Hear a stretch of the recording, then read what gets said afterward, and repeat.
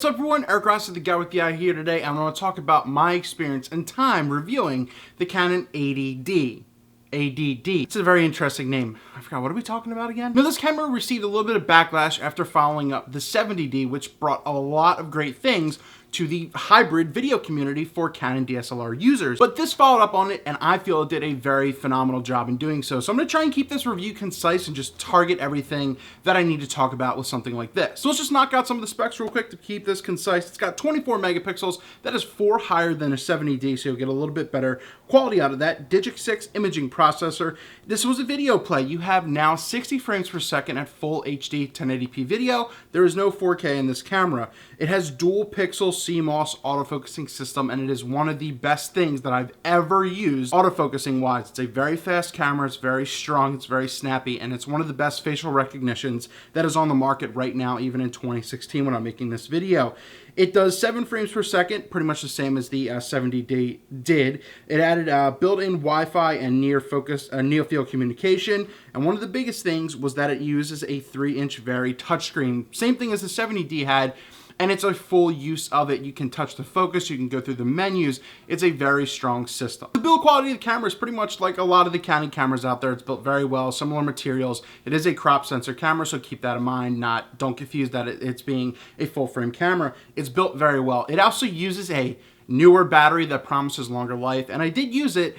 And what I did was I vlogged with it. I'll talk about that in the video section soon. But I used that thing and it was on all day and it did not die. It uses the same LP E6 battery that like pretty much all the other Canon DSLRs use. But now there's an N on the back of it, and that's the newer improved one. But it is backwards using of the LP E6, the regular battery anyway. So keep that in mind. It's not a big deal, but once you get this camera, you will have that, and it does improve the battery life, or so they say. The image quality that you get from this on the still side of thing is, it's amazing. I mean, 24 megapixels in this line and price range of camera, which this runs for about $1,200 for the body only, and most of the time it's between $1,250 to $1,350 to get the 18 to 55 kit lens for it. So 24 megapixels has become the norm for something in this price range and for the prosumer side of things.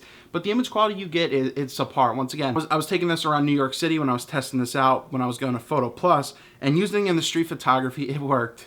Continuous autofocusing is amazing. It's very fast, it's very accurate, it's very snappy, and it does everything you need it to. I mean, I used it with the Canon 10 to 22 lens with this, and that's something that I'll cover towards the end of the video as well. But with that lens, I mean, it's just a great vlogging setup as well. It's a great video play as well. So you're getting both things from this one DSLR camera. I didn't have a whole ton of time to get more, but from what I got, I am very impressed with the 24 megapixels and the quality that it gave out. The 10 to 22 lens, which I'll throw in there, it's great. I really like that lens. It was the 10 to 22, f3.5 to 4.5. There's a little bit of chromatic aberration with that lens, but it does not go against the 80D, as it's not built for preventing that in any way. So keep that in mind. I think there's one picture where I saw that, and the distortion is because I was using the ultra wide angle, but it handles everything very, very well. Now, while this is a DSLR and focusing more on the picture side of things, this is definitely a video play, and that's what Canon really wanted from something like this. And that's why from the 70D, it only did 1080p at 30 frames per second. So your normal standard, you're now getting that 60 frames per second. And with once again, with the autofocusing, with the accuracy of it and being able to keep focus, especially of the face in the frame, it's probably one of the best video DSLRs on the market, and for the price range at that point. Once again, it is a little disappointing that it wasn't 4K, because when it came out, that price range had the 4K line with like the GH4 and everything. But I don't even care about that right now. It's for what it was. It was very amazing. So down in the description below, if you want to see how the video quality is, and especially vlogging format, and this is the same setup that Casey Neistat uses, the 80D and the 10 to 22 lens, check out my vlog from PhotoPlus just so you can see the image quality that you can get with this thing. And once again, it does take a mic input, so I use my Rode Video Mic Pro. And the other cool thing that added, which the 70 didn't had, is a headphone inject, so you can monitor your audio. And it's really cool on the body, you probably have seen already in some of the shots, is they angled the ports a little bit, so that way when you flip the screen around, you actually have, it's not going to impede your viewing of the screen. So once again, the video quality was absolutely great. The slow-mo that you get at full high definition was also a very great thing. You'll get great time lapses from this thing, which a lot of people really wanted. So you're getting a very complete package with this entire camera. And there's really not many flaws with this camera. I mean, the only thing I'd really recommend, and it's just because it's not necessarily built to be a vlog camera, but a lot of people are using, is to remove the record button, because the record button is obviously on the back, so you have to reach around it and tap that button to get it recorded, so you don't really know if you're hitting the right button or not, or to make something a little bit more distinctive as being the record button, maybe up on the closer. I do, even though Nikons aren't the best for video, especially now still, is that they always have the record button for the most part like up top, or they've really done a bit of a redesign with that. So I really enjoy that. You see everything more frontal as it is pertaining to that.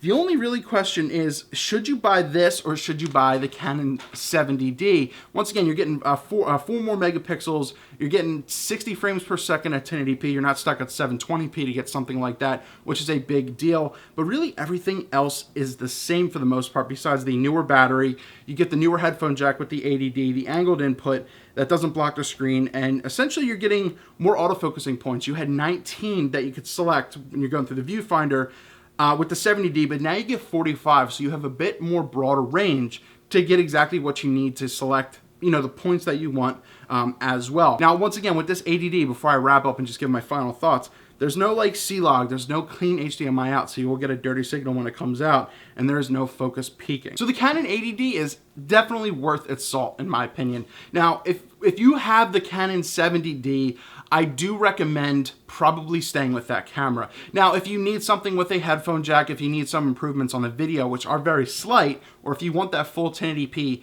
video, I guess then an 80D would justify being that. More or less, you could sell that Canon 70D for probably, you know, $750 to $800 or something like that. So you're recouping a lot of your money, and you don't have to put that much more to get back into something like the 80D. If you have the 70D, I'd probably say stay with it. The headphone jack might not be a big deal, and or wait to see if there's a 90D coming out.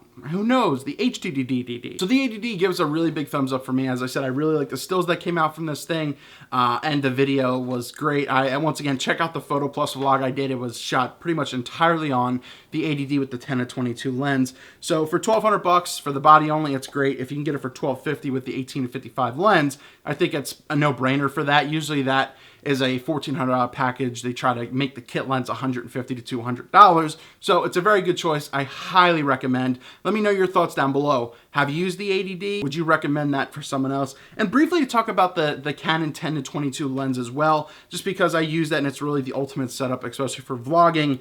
It's a $650 lens. There is a 10-18 lens, but it's much slower. It's an f4.5 variable to 5.6. So you're losing a lot of light when you zoom in. This is the Canon 10-22, 3.5 to 4.5. So it's a bit faster. EFS lens mount, ultrasonic AF motor, circular diaphragm, 72mm filtered thread, minimal focusing distance, 9.6 inches. It's fast, it's sharp, and there isn't a ton of chromatic aberration. As I said, I may have noticed it a little bit in the low lights when I was doing some things, but other than that, that lens is very fast and well worth its salt as well. So if you need an ultimate vlogging setup or a great street camera to go around, the Canon 80D touchscreen dual pixel AF picks up things very great with the 10-22 lens is a high priority item. And I can really see, and you know, not trying to copy Casey Neistat, but the quality is there for a reason. There's a reason why that's being used.